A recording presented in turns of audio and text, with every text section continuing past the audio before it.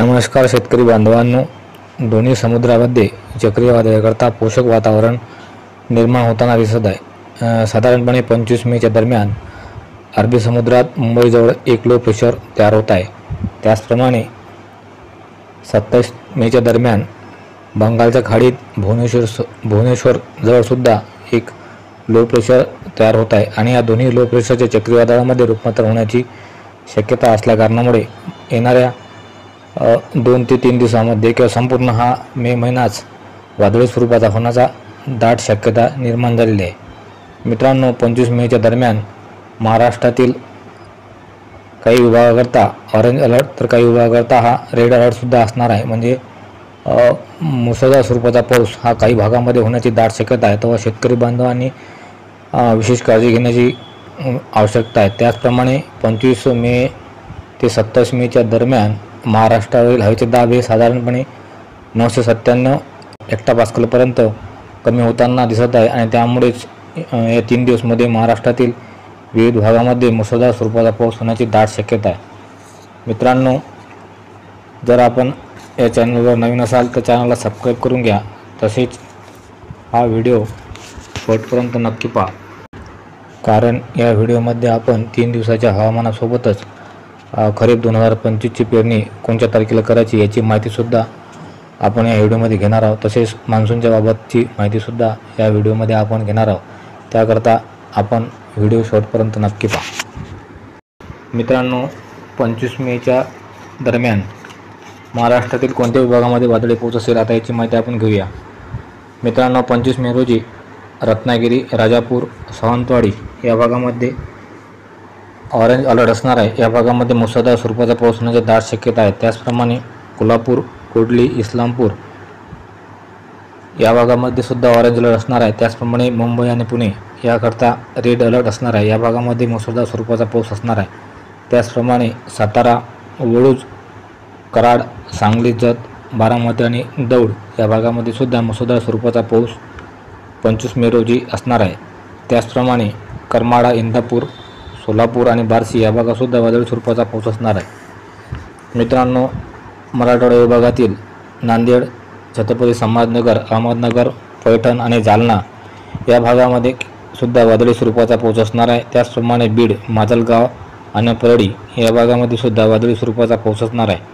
त्याचप्रमाणे पश्चिम विदर्भातील वाशिम, कारंजा, यवतमाळ, दारव्हा, डिग्रस आणि पुसद या भागात सुद्धा वादळी स्वरूपाचा पाऊस असणार आहे। त्याचप्रमाणे अकोला, अमरावती, दर्यापूर आणि मोर्शी येथील काही भागामध्ये वादळी स्वरूपाचा पाऊस अपेक्षित आहे। त्याचप्रमाणे पूर्व विदर्भातील नागपूर, चंद्रपूर, भंडारा आणि गोंदिया या भागातसुद्धा वादळी स्वरूपाचा पाऊस असणार आहे। मित्रांनो, या कमीदाब क्षेत्रामुळे त्याचप्रमाणे अरबी समुद्रातील कमीदाब क्षेत्रामुळे कर्नाटक ते केरळ किनारपट्टीवर मुसळधार स्वरूपाचा पाऊस होण्याची दाट शक्यता आहे। त्याचप्रमाणे चेन्नई, विजयवाडा, विशाखापट्टणम, भुवनेश्वर, धनबाद आणि पश्चिम बंगालमध्ये वादळी स्वरूपाचा पाऊस असणार आहे। त्याचप्रमाणे रायपूर, जगदलपूर, कोरबा, सिंगोर्ली आणि रूरकेला या भागातसुद्धा वादळी स्वरूपाचा पाऊस 25 मे रोजी असणार आहे।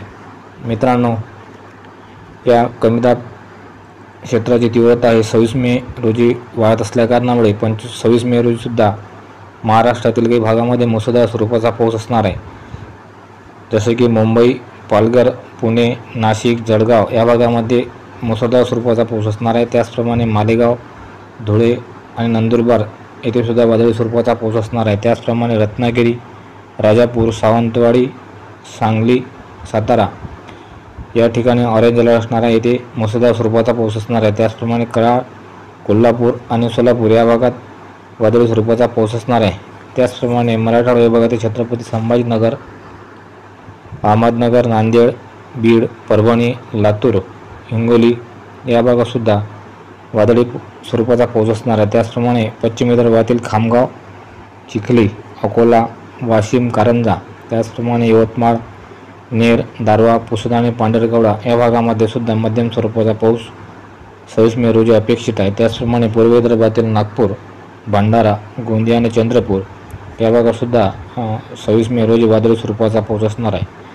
मित्रांनो, महाराष्ट्राव्यतिरिक्तच कर्नाटक ते केरळ किनारपट्टीवर 26 मे रोजी मुसळधार स्वरूपाचा पाऊस असणार आहे. त्याचप्रमाणे पूर्व किनारपट्टीवर सुद्धा पश्चिम बंगालपर्यंत वादळी स्वरूपाचा पाऊस राहण्याची दाट शक्यता आहे. कारण बंगालच्या खाडीमध्ये 26 ते 27च्या दरम्यान एक लो प्रेशर तयार होत आहे आणि त्याची चक्रीवादळामध्ये रूपांतर होण्याची दाट शक्यता आहे आणि त्यामुळेच पूर्व किनाऱ्यावर त्याचप्रमाणे लगतच्या राज्यात वादळी स्वरूपाचा पाऊस होण्याची दाट शक्यता आहे.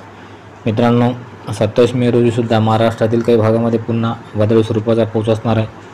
जसे की रत्नागिरी, राजापूर, सावंतवाडी या भागात वादळी स्वरूपाचा पाऊस असणार आहे. त्याचप्रमाणे मुंबई, पुणे, नाशिक, मालेगाव, जळगाव, धुळे आणि नंदुरबार या भागामध्ये सुद्धा वादळी स्वरूपाचा पाऊस असणार आहे. त्याचप्रमाणे सातारा, सांगली, कोल्हापूर आणि सोलापूरचा काही भाग यामध्ये सुद्धा वादळी स्वरूपाचा पाऊस असणार आहे. त्याचप्रमाणे मराठवाडा विभागातील छत्रपती संभाजीनगर, अहमदनगर, नांदेड, बीड, परभणी, लातूर, माजलगाव, त्याचप्रमाणे हिंगोली या परिसरामध्ये सुद्धा 27 मे रोजी वादळी स्वरूपाचा पाऊस असणार आहे. त्याचप्रमाणे पश्चिम विदर्भातील अकोला, शेगाव, अमरावती, दर्यापूर, वाशिम, कारंजा, यवतमाळ, पुसद, दारव्हा, नेर आणि पांढरकवडा या भागातसुद्धा वादळी स्वरूपाचा पाऊस असणार आहे.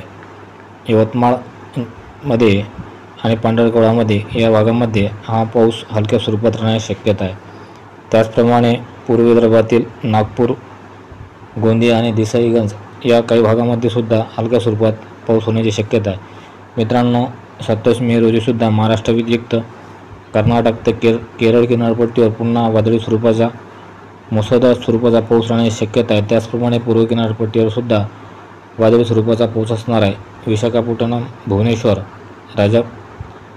रायगडा, त्याचप्रमाणे पश्चिम बंगालमध्ये वादळी स्वरूपाचा पाऊस राहण्याची दाट शक्यता आहे. त्याचप्रमाणे जगदलपूर, कोरबा, सिंगुर्ली आणि रूरकेला या भागातसुद्धा 27 मे रोजी वादळी स्वरूपाचा पाऊस असणार आहे.